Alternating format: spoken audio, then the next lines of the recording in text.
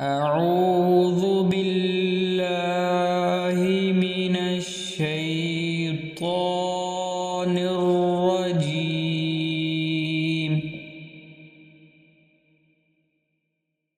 بسم الله الرحمن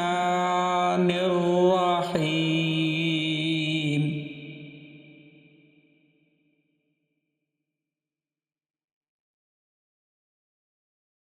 فما لكم في المنافقين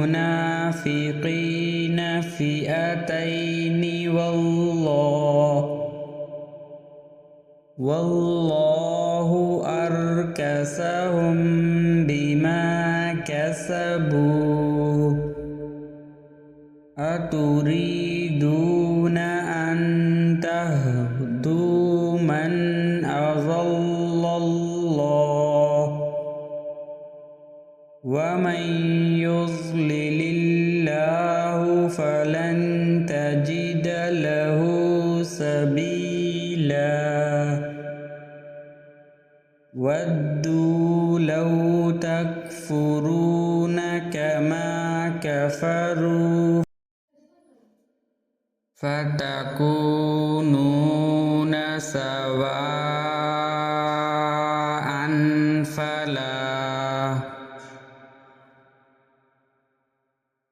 فلا تتخذوا منهم أولياء حتى يهاجروا في سبيل الله فإن تولوا فخذوهم واقتلوهم حيث وجدتموهم ولا تتخذوا منهم وليا ولا نصيرا إلا الذين يصلون إلى قوم بينكم وبينهم ميثاق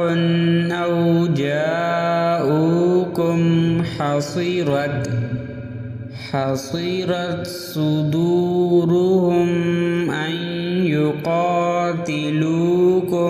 أو يقاتلوا قومهم ولو شاء الله لسلطهم عليكم فلقاتلوكم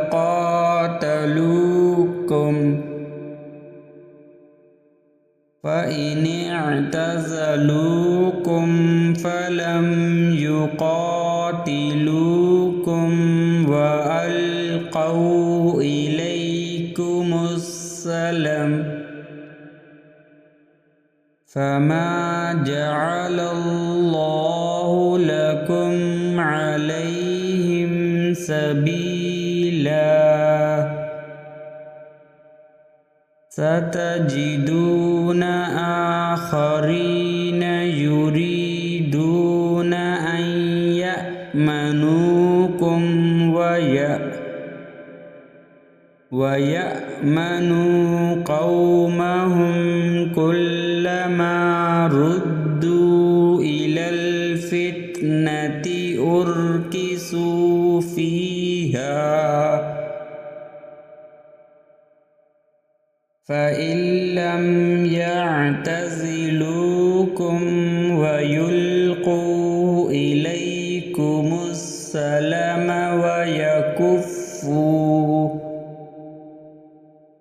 ويكفوا أيديهم فخذوهم واقتلوهم حيث ثقفتموهم وأولئكم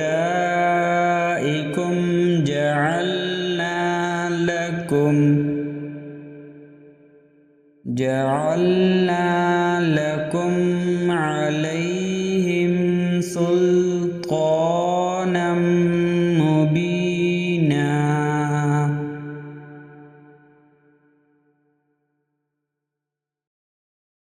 وما كان لمؤمن أن يقتل مؤمنا إلا خطأ ومن قتل مؤمنا خطأ فتحرير رقبة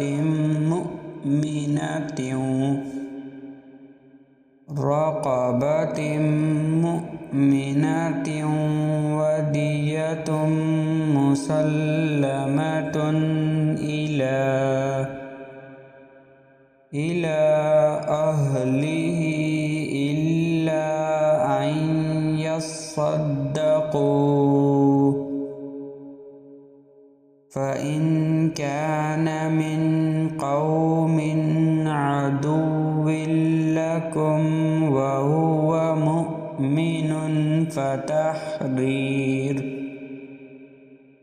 فتحرير رقبة مؤمنة وإن كان من قوم بينكم وبينهم ميثاق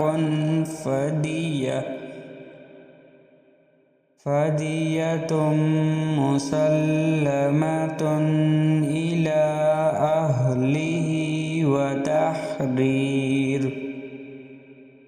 وتحرير رقبة مؤمنة فمن لم يجد فصيام شهرين متتابعين توبة من الله وكان الله عليما حكيما ومن يقتل مؤمنا متعمدا فجزاؤه جهنم خالدين فيها وغضب الله عليه ولعنه وأعد له عذابا عظيما يا أيها الذين آمنوا إذا ضربتم في سبيل الله فتبينوا ولا تقولوا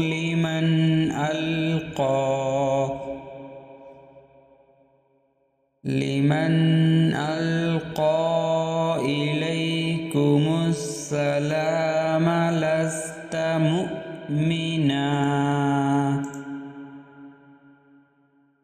تبتغون عرض الحياة الدنيا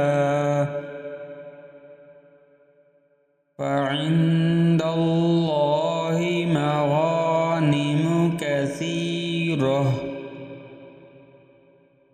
كذلك كنتم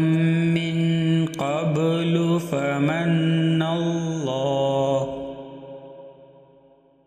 فمن الله عليكم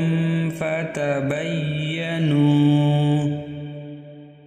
إن الله كان بما تعملون خبيرا لا يستوي القاعدون من المؤمنين غير أولي الضرر والمجاهدون في سبيل الله بأموالهم وأنفسهم وأنفسهم فضل الله المجاهدين بأموالهم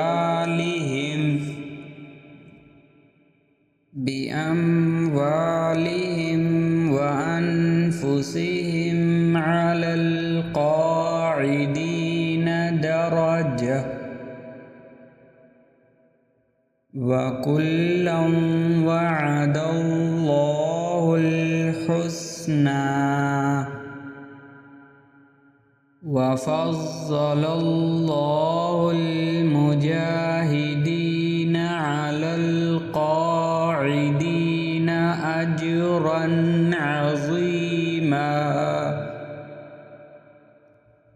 درجات منه ومغفرة ورحمة وكان الله غفورا رحيما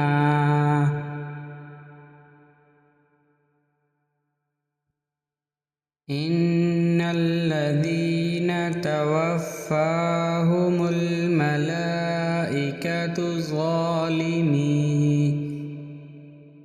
ظالمي أنفسهم قالوا فيم كنتم قالوا كنا مستضعفين في الأرض قالوا ألم تكن أرض الله واسعة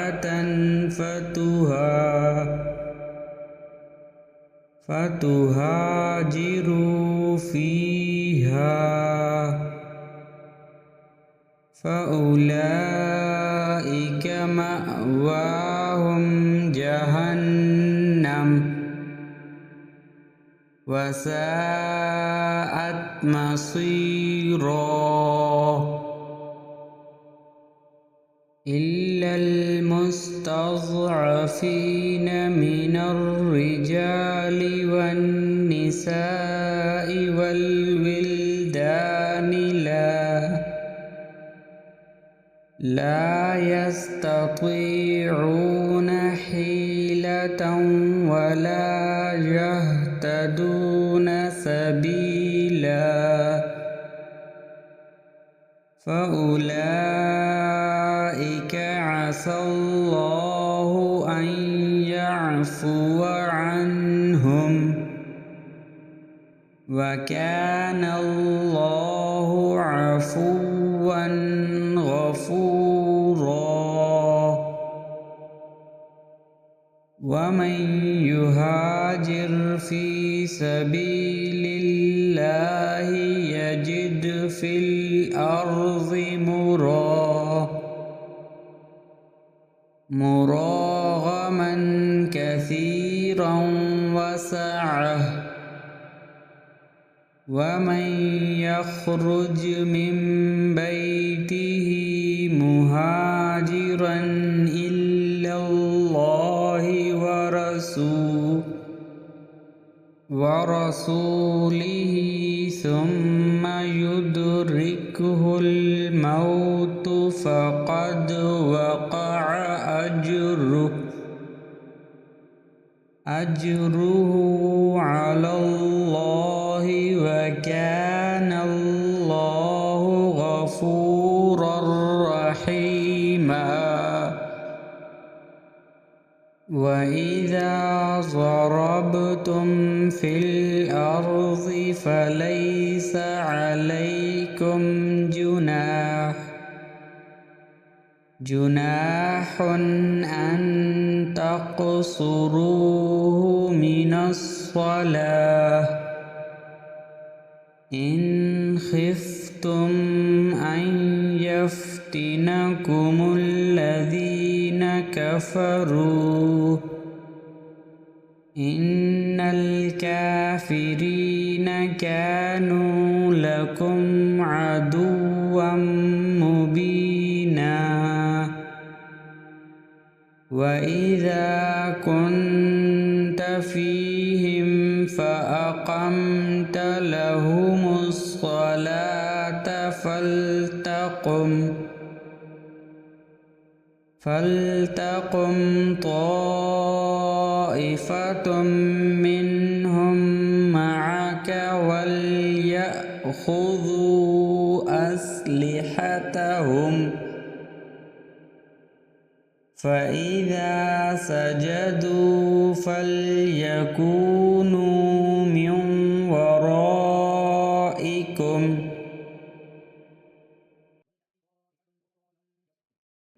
ولتأت طائفة أخرى لم يصلوا فليصلوا معك وليأخذوا حذرهم وأسلحتهم ود الذين كفروا لو تغفلون عن أسلحتكم وأمتعتكم فيميلون عليكم ميلة واحدة ولا جناح عليكم إن كان بكم أذى من مطر أو كنتم مرضى أن تضعوا أسلحتكم وخذوا حذركم إن الله أعد للكافرين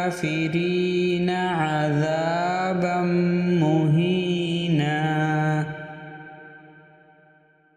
فإذا قضيتم الصلاة فاذكروا الله قياما وقعودا وعلى جنوبكم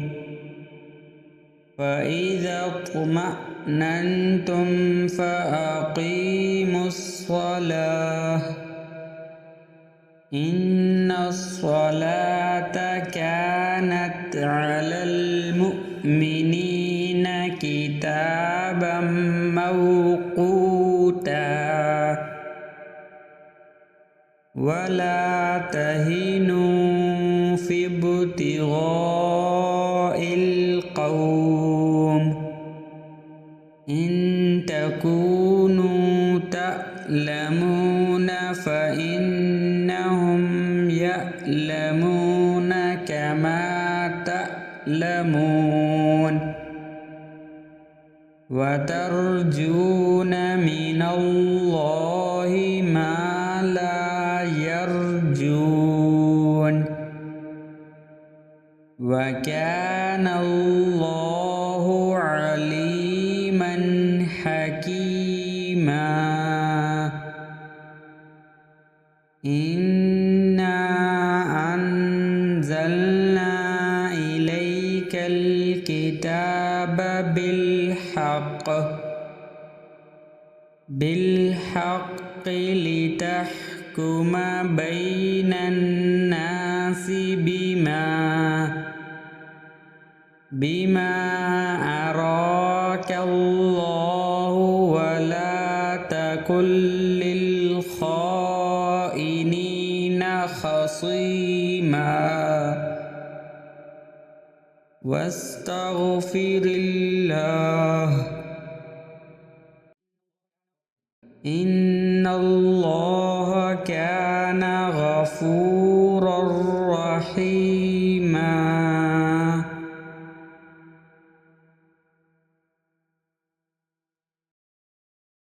ولا تجادل عن الذين يختأنون أنفسهم إن الله لا يحب من كان خوانا أثيما يستخفون من الناس ولا يستخفون من الله وهو معهم إذ يبيتون ما لا يرضى من القول وكان الله بما يعملون محيطا ها أنتم هؤلاء جادلتم عنهم في الحياة الدنيا فمن يجادل الله عنهم يوم القيامة أم من يكون عليهم وكيلا ومن يعمل سوءا أو يظلم نفسه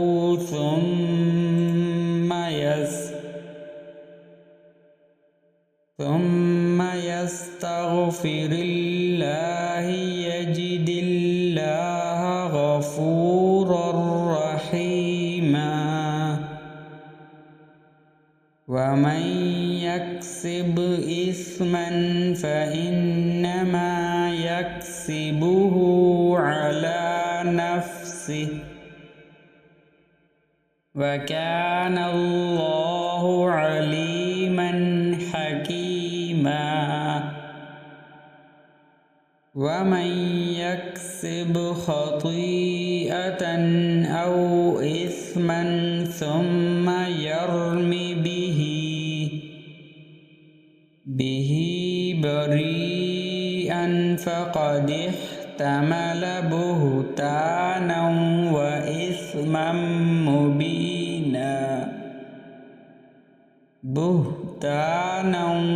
وإثما مبينا ولولا فضل الله عليك ورحمته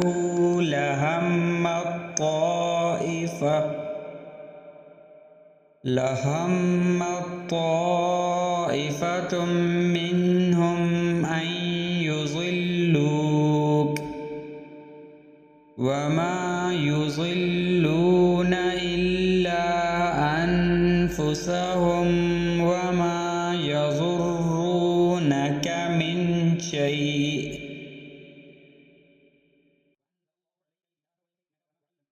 وأنزل الله عليك الكتاب والحكمة وعلمك ما لم تكن تعلم وكان فضل الله عليك عظيما لا خير في كثير من نجواهم إلا من أمر بصدقة أو معروف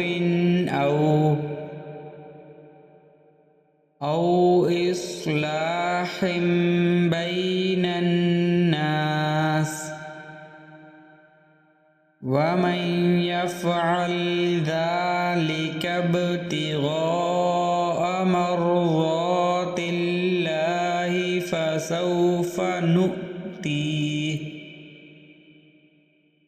فسوف نؤتيه أجرا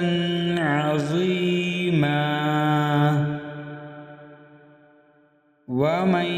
يشاقق الرسول من بعد ما تبين له الهدى ويتبع غير سبيل المؤمنين نوله ما تولى ونصله جهنم